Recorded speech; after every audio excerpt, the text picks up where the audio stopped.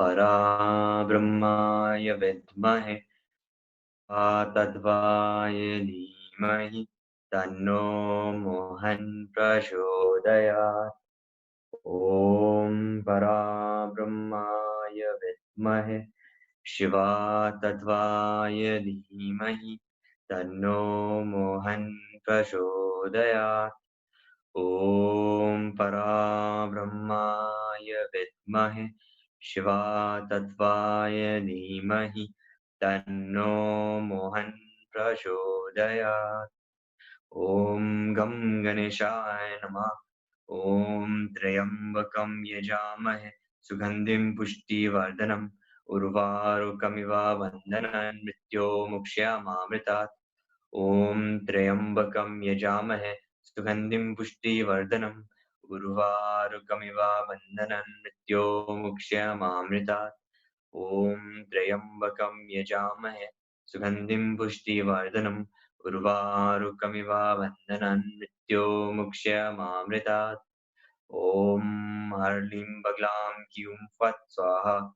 Om Harlim Baglam Kyum Fat Swaha. Om Harlim Baglam Kyum Fat Swaha. Om Shri Gurudev Datta. Om Shri Gurudev Datta. Om Shri Gurudev Datta. Om Namah Shivaya. Om Namah Shivaya. Om Namah Shivaya. Om Parabrahmane Namah. Om Parabrahmane Namah. Om Parabrahmane Namah. Om Parabrahmaya Vidmahe Shiva Tatvaya Dhimahi Tanno Mohan prachodayat. Jai Mohanji. Today I will be reading you chapter 37 and chapter 38 of the Sai Sat Charitra. Chapter 37, Chavadi Procession. In this chapter, Hemant Pant, after making some preliminary observations on some points of Vedanta, describes the Chavadi procession. Preliminary. Blessed is Sai's life. Blessed is his daily routine. His ways and actions are indescribable. Sometimes he was intoxicated with Brahmanadam, divine joy, and at other times content with self-knowledge. Doing so many things sometimes, he was unconcerned with them. Though he seemed at times quite actionless, he was not idle or dozing. He always abided in his own self. Though he looked calm and quiet as the placid sea, he was deep and unfathomable. He can describe his inevitable nature. He regarded men as his brother, women as his sisters and mothers. He was perfect and perpetual, celibate as everybody knows. May the understanding knowledge we got in his company last long unto death. Let us serve him with wholehearted devotion to his feet. Let us see him in beings and let us love his name. Hemant Pant, after making some lengthy discussions on some topics of Vedanta, which he himself considered as a disregulation, goes on to describe the Chavadi procession. Baba's dormitory has been already described. One day he slept in the masjid, and on the next in the Chavadi, a small building containing a room or two near the masjid. This alternate sleeping in both these buildings went on till Baba's Mahasamadhi. From 10th December 1909, devotees began to offer regular worship to Baba at the Chavadi. This we will now describe with his grace. When the turn of retiring to the Chavadi came, people flocked to the masjid and made bhajan in the manda for a few hours. Behind them was a beautiful ratha, a small car, to the right of the Tulsi Vrindavan, and in front of Baba. And between these, the devotees found the bhajan. Men and women who had a liking for the bhajan came in time. Some took dal, chuplas, and kartal, midang, kanjagir, and gaul in their hands and conducted the bhajans. Sai Baba was the magnet who drew all the devotees to him there. Outside in the open, some trimmed their divtayas, some decorated the palanquin, some stood with cane sticks in their hands and uttered cries of victory to Baba. The corner was decorated with buntings round, round about the masjids. Rows of burning lamps shed their light. Baba's horse, Shamakarna, stood fully decorated outside. Then Tatya Patel came with a party of men to Baba and asked him to be ready. Baba sat quiet in his place till Tatya came and helped him to get up by putting his arm under Baba's armpit. Tatya called Baba by the name of Mama. Really, their relationship was extremely intimate. Baba wore on his body the usual kafni, took his satka under his armpit, and after taking his chillum, tobacco pipe, and tobacco, and placing a cloth over his shoulder, became ready to start. Then Tatya threw a golden embroidered beautiful shawl over his body. After this, Baba, moving a little the bundle of fuel sticks lying behind with his right toe, and then extinguishing the burning lamp with his right hand, started for the Chavadi. Then all sorts of musical instruments, tashi, band, and horns, mridang, gave out their different sounds, and the fireworks exhibited their different and various colored views. Men and women singing Baba's name started walking, making bhajan to accompaniment of mridang and veena. Some danced with joy, and some carried various flags and standards. The Baldras announced Baba's name when he came on the steps of the masjid. On the two sides of Baba stood persons who held chavaris and others who fanned Baba. On the way were spread folds of cloth on which Baba walked, being supported by devotees' hands. Tatyaba held the left hand and Mashal Sapati the right, and Bapu Sab Jog held the chatra umbrella over his head. In this fashion, Baba marched onto the Chavadi, the fully decorated red horse named Karna led the way, and behind him were all the carriers, waiters, musical players, and the crowd of devotees.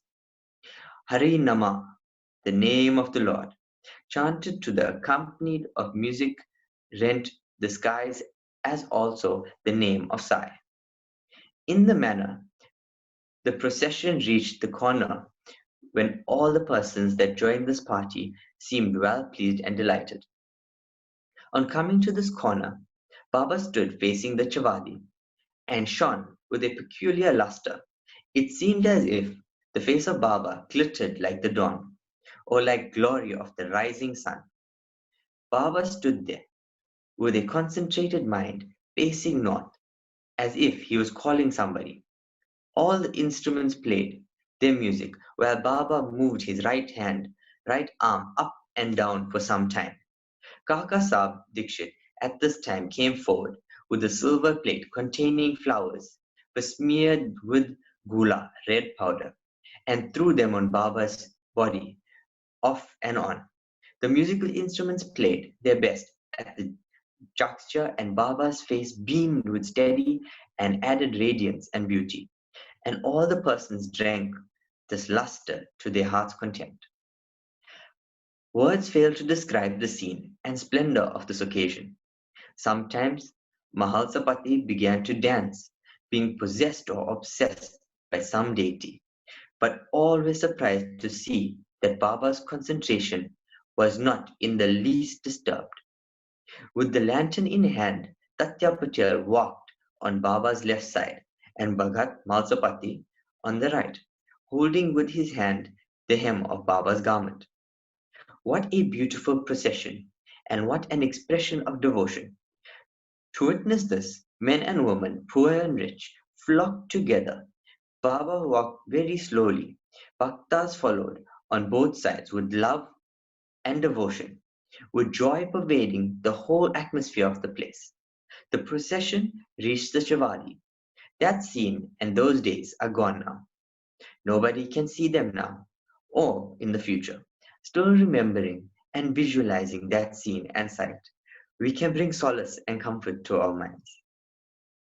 The Chavadi was also fully decorated with good white ceilings, mirrors, and many sorts of lamps. On reaching it, Tatya went ahead and spread an asan and placing a bolster made Baba sit there and made him wear good angharksha. Then the devotees worshipped him in various ways. They put on his head a magat with the tuft above, placed garlands of flowers and jewels round his neck, and marking his forehead with musk mixed vertical lines and a dot, as Vaishnava devotees do. They stared at him for a long to their heart's content. They changed his headdress now and then and held it aloft on the head. Fearing that Baba might throw it away, Baba knew the heart of them all and meekly submitted to all their methods without objection.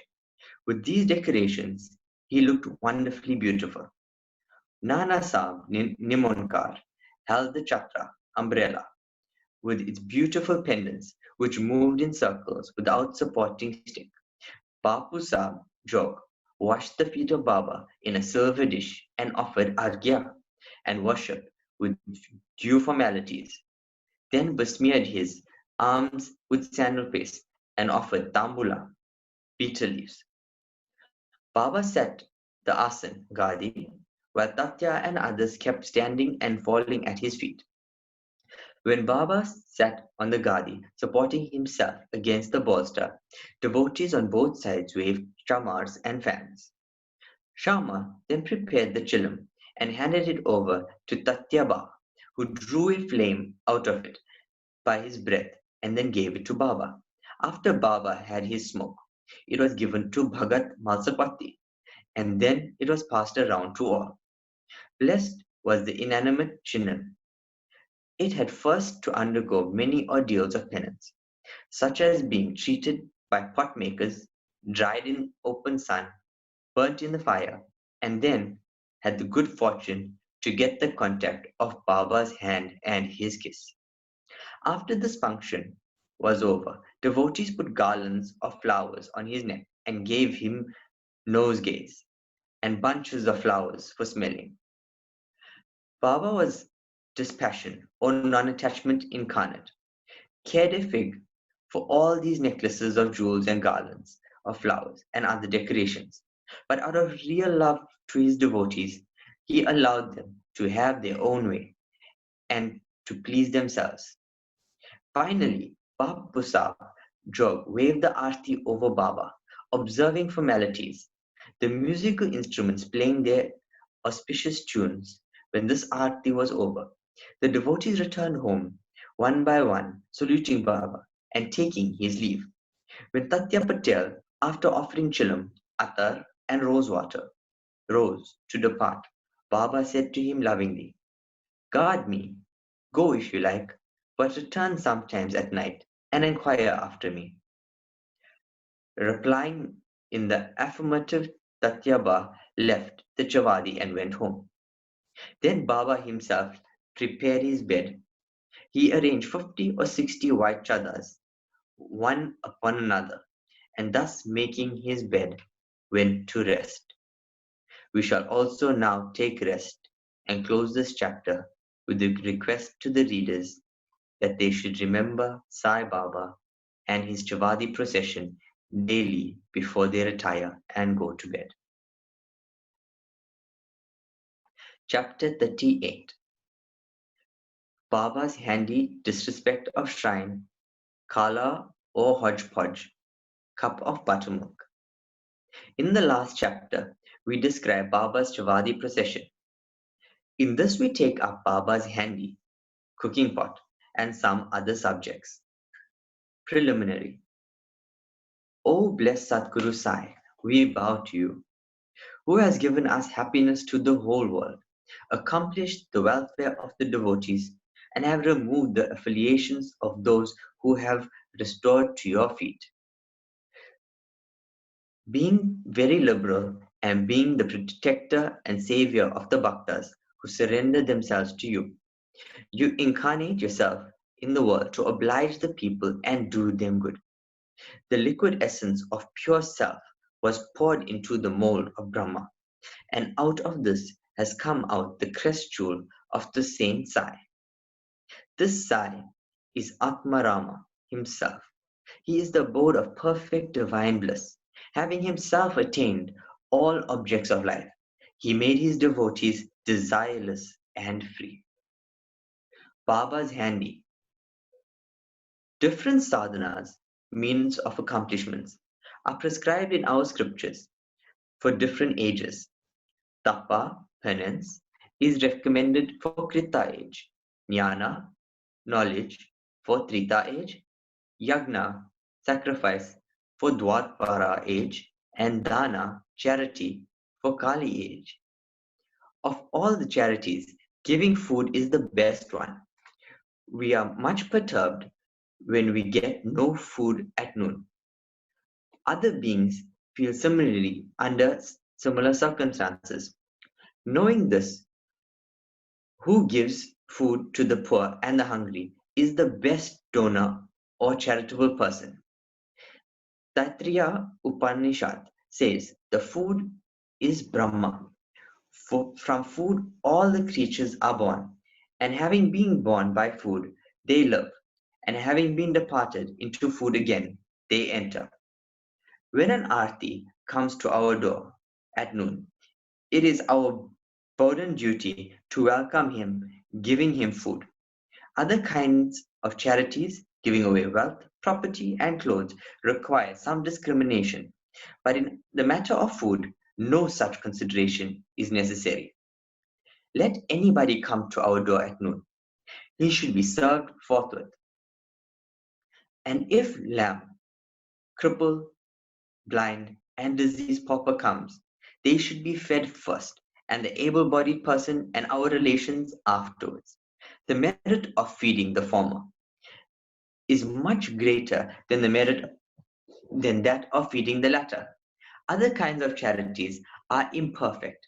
Without this anadana, as stars are without the moon, a necklace is central medal, a crown without pinnacle, a tank without a lotus, bhajan without love, a married woman without a kumkumak, singing without a sweet voice, or buttermilk without salt. Just as varan excels all other dishes, anadana is the best of all merits. Now let us see how Baba prepared and distributed it. It has been stated that Baba required very little food for himself, and what little he wanted was obtained by begging from a few houses. But when he took it into his mind to distribute food to all, he made all the preparations from beginning to end himself. He depended on nobody and troubled none in this matter. First, he went to the bazaar and bought all the things: corn, flour, spices. For cash, he did also the grinding. In the open courtyard of the masjid, he arranged a big hearth and after lighting a fire underneath, kept a handi over it with a proper measure of water. There were two kinds of handi, one small and the other big. The former provided food for 50 persons, the latter for 100. Sometimes he cooked the miti chawa, sweet rice, and at other times pulava with meat. At times in the boiling varan soup, he let in small balls of thick or flat bread of wheat flour. He pounded the spices on a stone slab and put the thin pulverized spices into the cooking pot. He took all the pains to make the dish very palatable. He prepared ambir by boiling jawari flour in water and mixing it with buttermilk. With the food, he distributed this ambir to all alike. To see whether the food was properly cooked or not, Baba rolled up his sleeve of his kafni and put his bare arm in the boiling cauldron without the least fear, and churned the whole mass from side to side and up and down. There was no mark or burn on his arm, no fear on his face.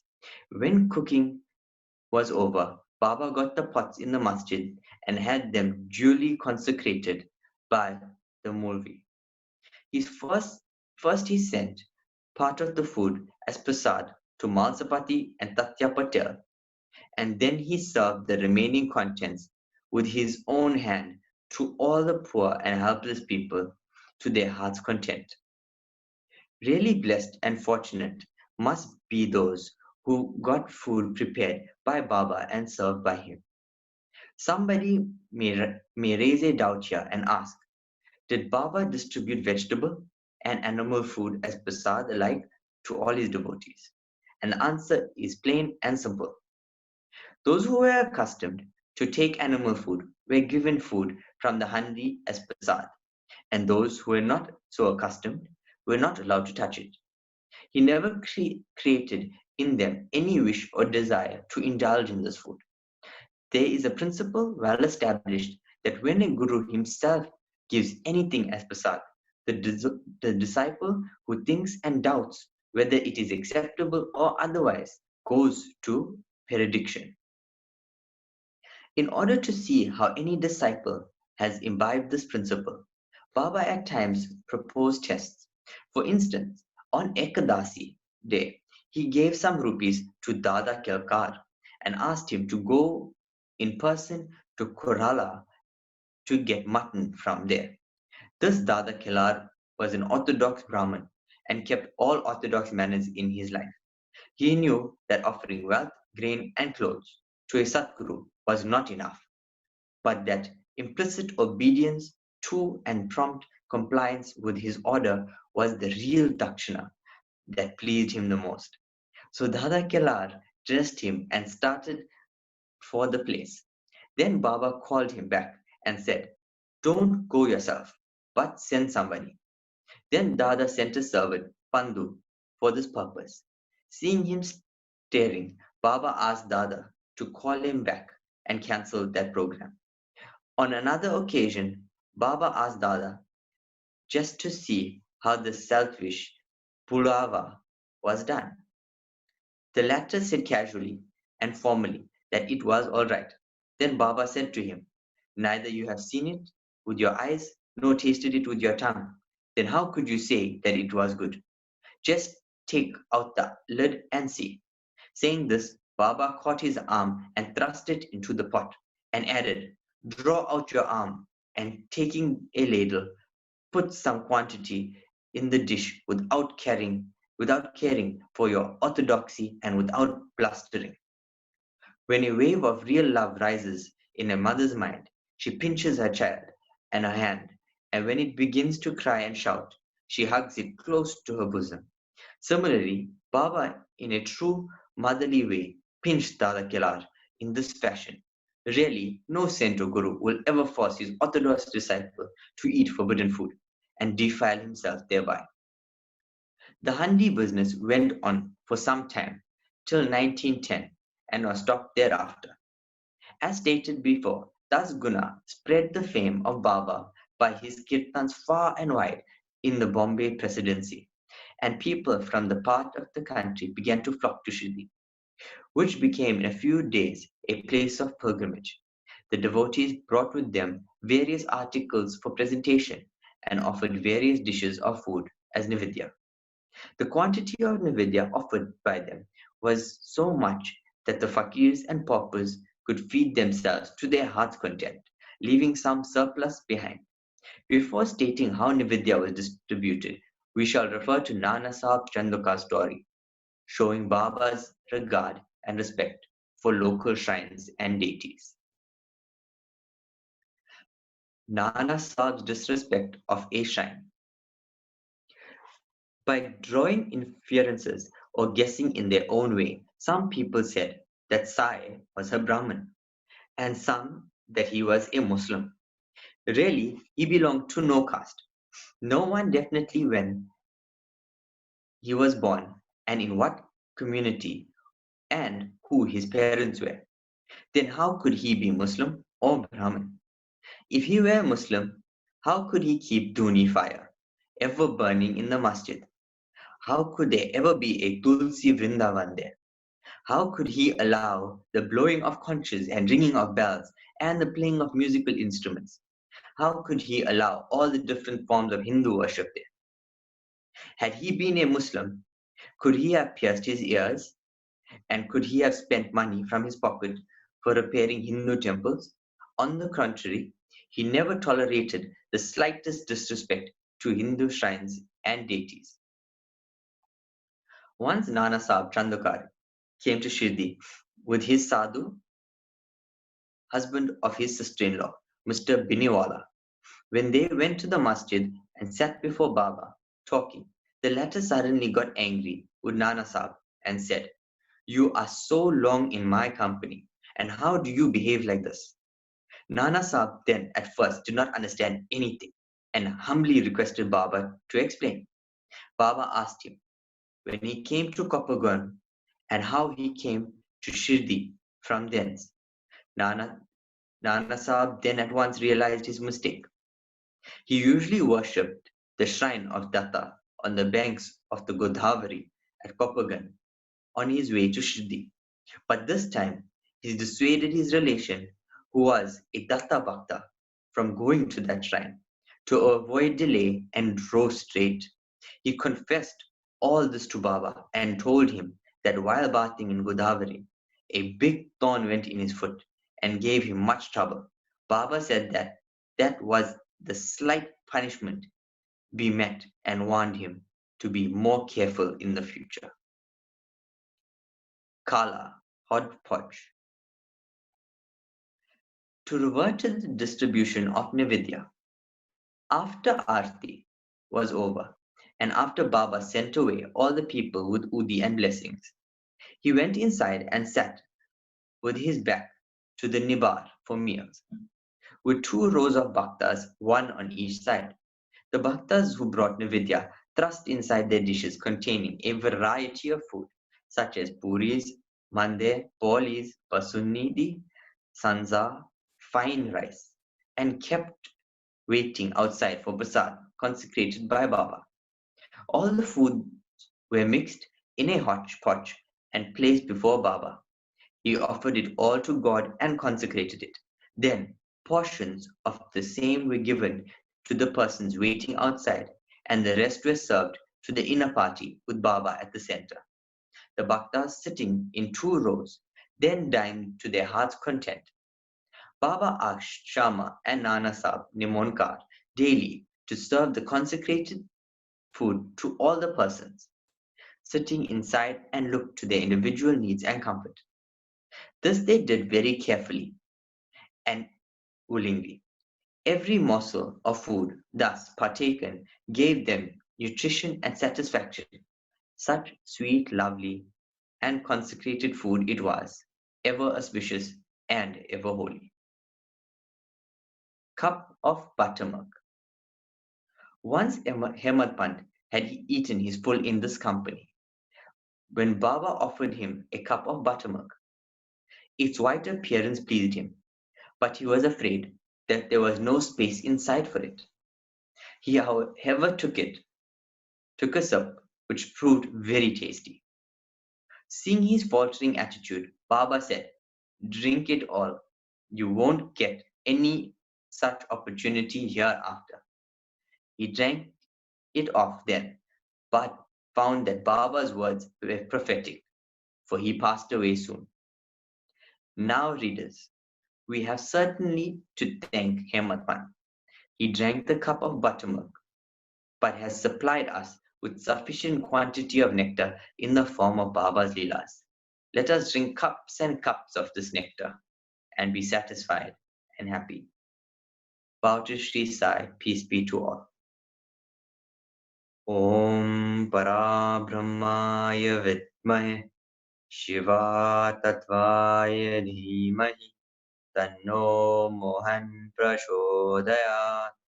ॐ पराब्रह्माय विद्महे शिवातत्त्वाय धीमहि तन्नो मोहन् प्रचोदयात्। ॐ पराब्रह्माय विद्महे शिवातत्त्वाय धीमहि तन्नो मोहन् प्रचोदयात्. Please join us for the next chapters.